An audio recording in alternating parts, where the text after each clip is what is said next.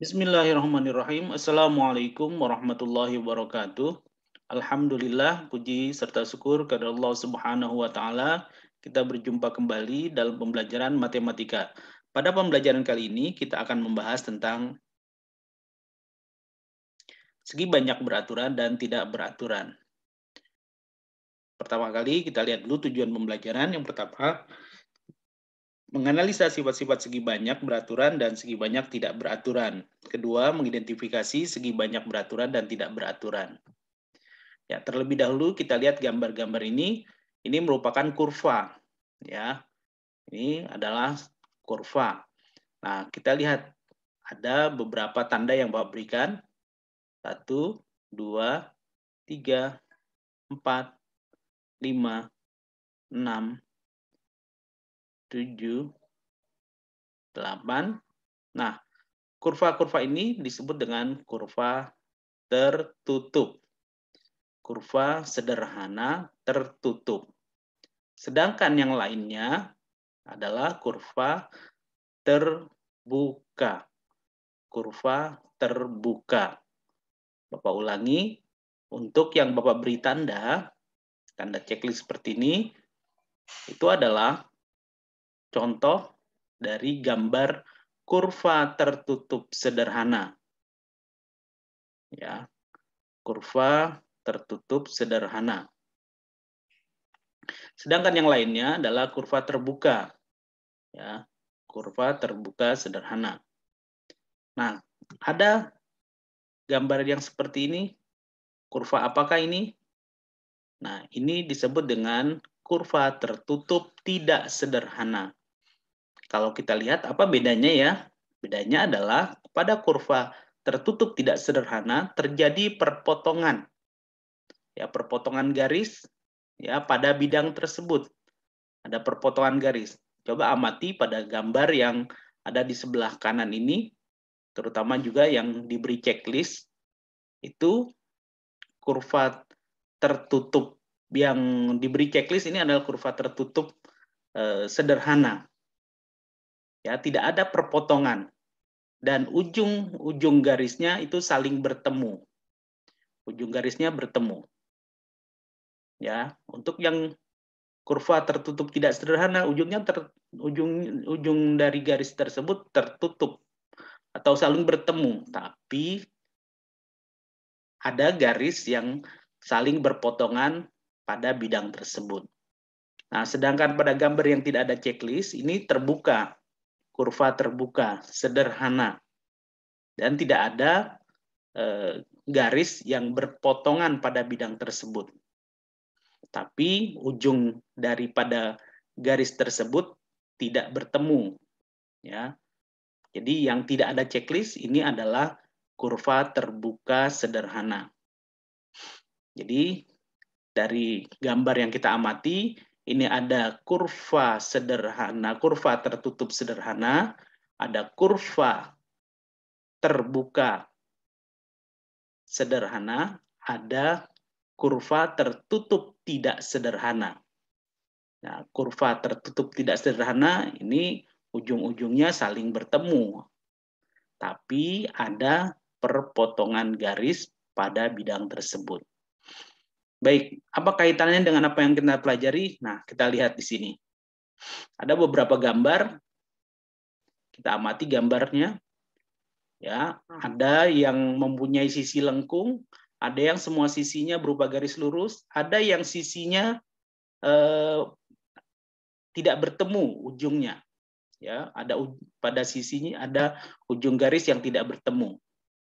Nah, ini ada sisi lengkung, ya, bagian dari lingkaran ada sisi lengkung. Kemudian untuk segitiga ini semuanya sisinya berupa garis lurus. Ya, ini ada yang berupa lengkung. Untuk yang berwarna kuning. Nah, baik, Bapak akan beri tanda. Nah, SB itu segi banyak. Ini segi banyak. Nah, ini juga segi banyak. Kemudian ini segi banyak. Yang berwarna hijau. Nah, baik, amati baik-baik. Untuk yang bertanda segi banyak.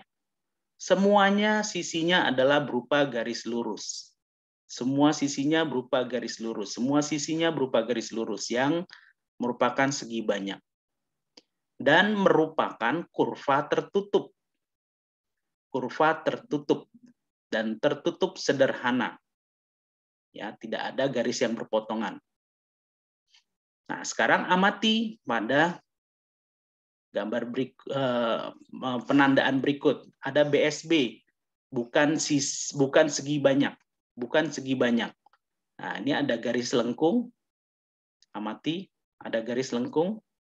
Nah, kemudian berikutnya, nah ini juga dimasukkan ke dalam bukan segi banyak karena ada ujung garis yang tidak bertemu. Kemudian ada lagi untuk bagian dari lingkaran ternyata termasuk bukan segi banyak. Kemudian untuk yang berwarna kuning ini bukan segi banyak. Coba amati baik-baik perbedaan masing-masing.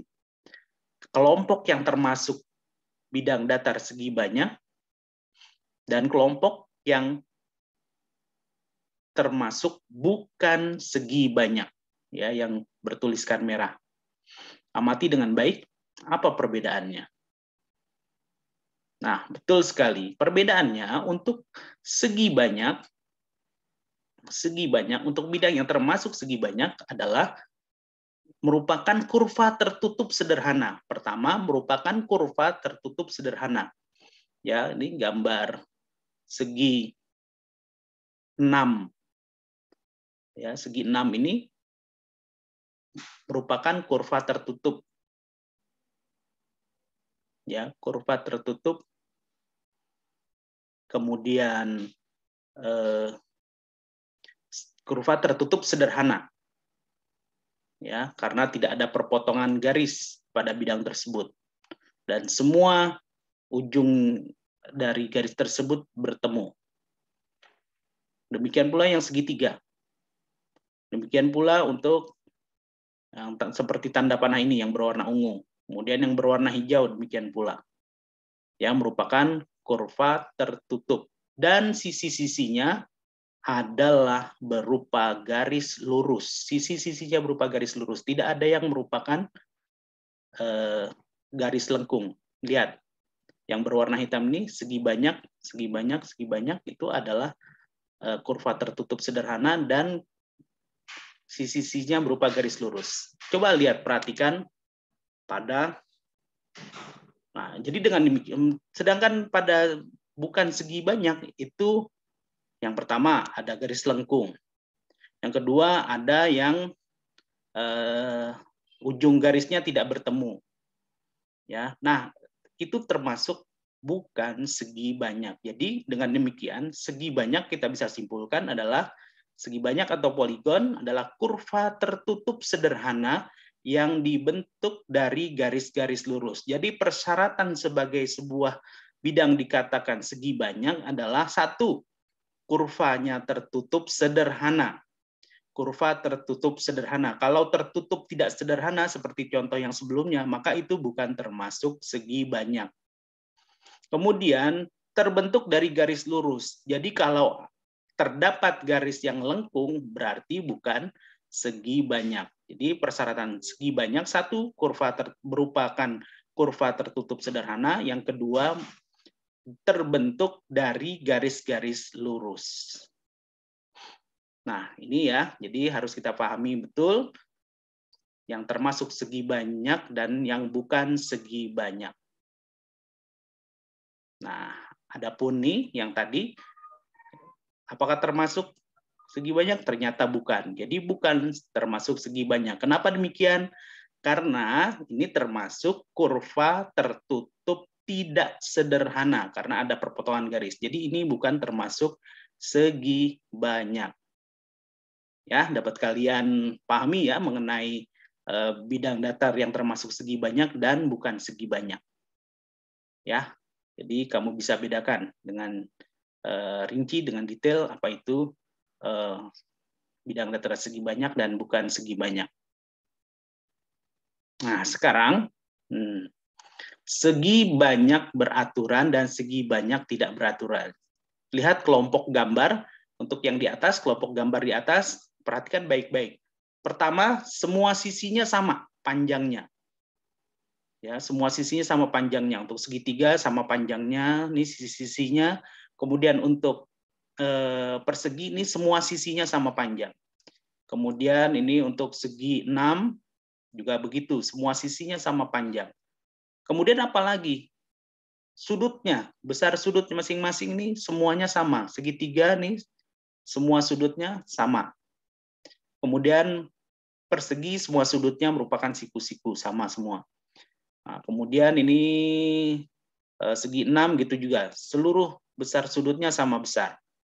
Demikian pula dengan gambar segi 5, kemudian segi 8, ya, kemudian segi 6 yang berikutnya, ya, ini juga merupakan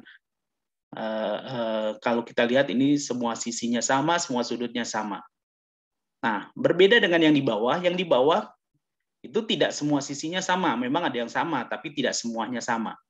Sudutnya demikian pula. Ada yang memang semua sudutnya sama, seperti yang berwarna kuning ini persegi panjang, semua sudutnya sama, tapi untuk sisinya tidak semuanya sama, yang sama itu yang hanya berhadapan saja.